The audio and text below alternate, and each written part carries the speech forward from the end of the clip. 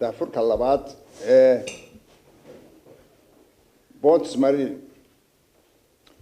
وحا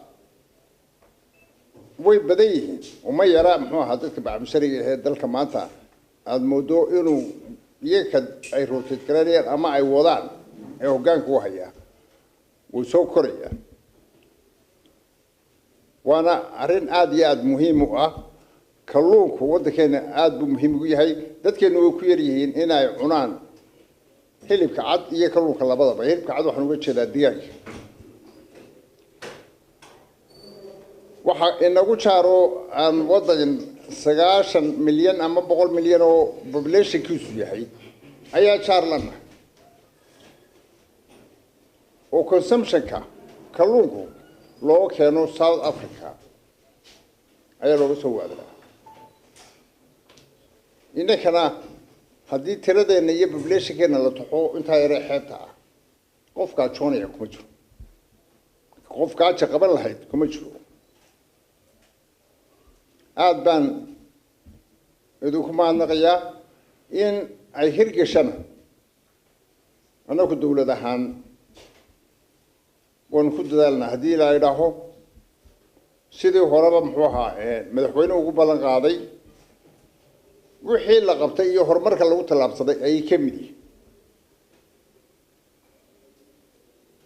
waan ogahay oo dadkeenu ma yaqaano xitaa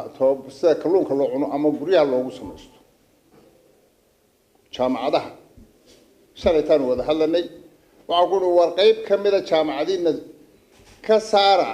waxaan muxuu ahaa theory-ga ah oo kaliya aad wadaan ee u bedela qaybo fura ama focus fura skills ah wajiga labaad oo Buntus Marine ay tiriwaan daahfuray in goobo badan wadanka laga furo oo ilaa 100 gaaraya waa wax aad wanaagsan weey waxayna qayb weyn ka noqonaysaa barashada kalluunka cunidiisa oo hadda uun xilliga kan wali magaalooyinka waaweyn ku eg laakiin in maaragtay haddii alla idmo ay wadanka ku fido aad bay maaragtay muhiim u tahay waanu garab taaganahay insha Allah la shaqeyntooda iyo sidii barnaamijka uu hirgeli lahaa shirkadaha kale iyo kambaniyada kale iyo ganacsatada kale dadka maalka haystana sida hadda wasiirku ka sheekeynayay inay mashruucyada noocaas ay ka qayb qaataan baa loo baahan yahay waliba xilligan in hadda ku jirno waad ogtihiin dhulkii abaaro badan baa ka jira dadkii xoolihii intooda badan way dhamaadeen dadkii baa khatar ugu jira inuu maaragtay macluul u dhamaado marka badda dheer waynu haysanaa haddii dhaqaalaheena iyo badda aynu istusno faa'iido badan ganacsigana way ka heli lahaayeen ganacsatada iyo dadka maalka haystaa nolosha dadkeenu inta way ka fiicnaan lahayd shaqana waa laga heli lahaa cidlada iyo maaragtay baylahada ummad kale ka faa'iideysanaysan meesha way ka bixi lahayd marka marar badan baan ku soo celcelinaa in laga faa'iideysto arrinkaas oo maaragtay aan lagu ekaan waxyaabihii uun ama dibadda laga keenayay ama maaragtay xoolihii ay dhaqan jiray hadda iyaguna meesha ka sii aad xaaladoodu liidato in kaliya lagu koobnaado oo badda barwaaqada iyo khayraad ku jira ay aad u ballaaran yihiin kan barigana ka ballaaran yihiin laakiin ilaa hadda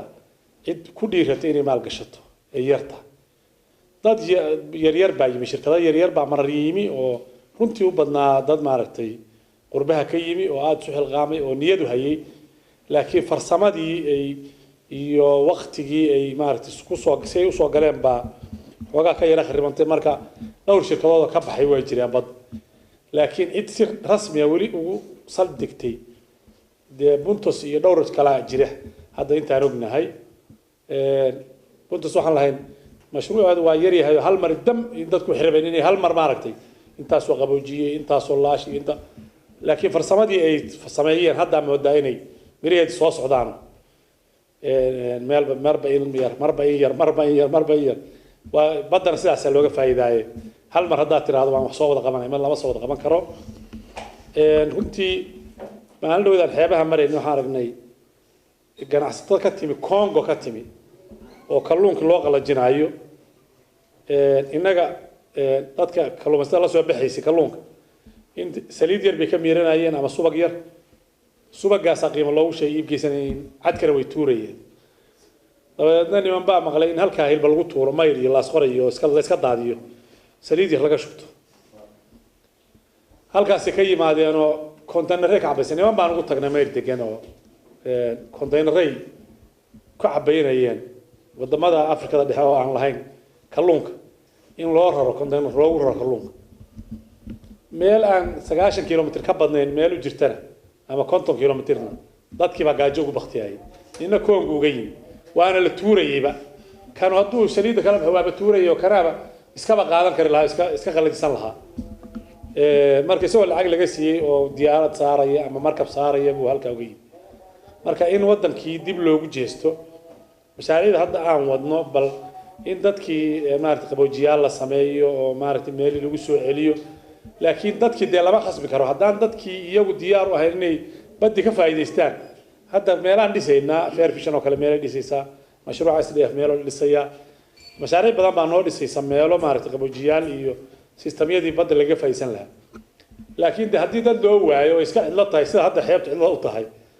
isna wuu isxirayaa kana mashruucina waa khasaaraya marka bal de farsamadii wixii la hayo hadda sidii looga faa'iideysan lahaa iyo in ganacsatadu dib u soo gasho wax kan oo dadka uga faa'iideyso si ay uga baxno maartay baahida meesha taala qodobka aan aad ugu baraarujinayo ugu bogaadinayo buntas waxa weeye nadaafadda kalluunka marka badda ka soo baxo ilaa qofka cunayo uu tago nadaafadiisa marar badan baa aragtaa maartay kalluun la iibinayo oo isbedelay muxuu ahaay jawigiisa nadaafadu isbedelay marka waa waxyaabo ama cudurrada keeni kara ama dadkii ku dhici karaanba inay hadhow ku soo dhiiranayeen kalluun cunaan dad badan oo ka cabanaya noo yimaado yiraahdo kalluunku wax weeye ama saana jirto marka aad baan ugu mahadinaynaa inay iyagu maartay aad nadaafadda uga qaataan hadda waax dhan baan u sameynay axmed oo ah waaxda tayada aan u sameyn waaxdaas idinka iyo kuwa kale iyo shirkadaha iyo ka soo saaray iyada daba geli doonto oo maartay iyana dad aqoon u leh soo tababartay weeye marka idinku taa haysaan oo hadda dad ku tababaraysaan iyo taa waa la isku dari doonaa haddii aan leedno wasiirku de waa shaqo abuurkii wasaaradda shaqada weeye shaqadii wasiir waa taala laakiin waxa la rabaa ama hay'ada ka keena ama miisaaniyadda wasaaraddiina ha ku jirto ama ganacsata ku soo abaabula sidii maaragtay baddi looga faa'iideysan lahaa dadka tababari lahaa waa joogaan muxuu qaboojiyaashii qalabka hadda aan wada dhigaynaa xeebihii marka sidii loogu soo abaabuli lahaa dadkii ganacsatada ahaa ama hay'adihii dadka tababari lahaa ama kuwii maal gashan lahaa baan maartay martiina ka nahay ilaahay dankiis runtii wasaaradda iyo dawladdu aad ugu dadaalayaan in lagu noqdo xeebaha oo dadku dib uga faa'iideystaan ilaahay dankii waxaan rajaynaynaa si dad badan inay buntasna ku dayan doonaan halkaan ay arrintu kasii horumari doonto aad iyo aad baa u mahadsantihiin qaybtiinii labaadna ilaahay dankiis waa guul baan rajaynaynaa saas iyana halkaa uga dhaqaaqay asalaamu calaykum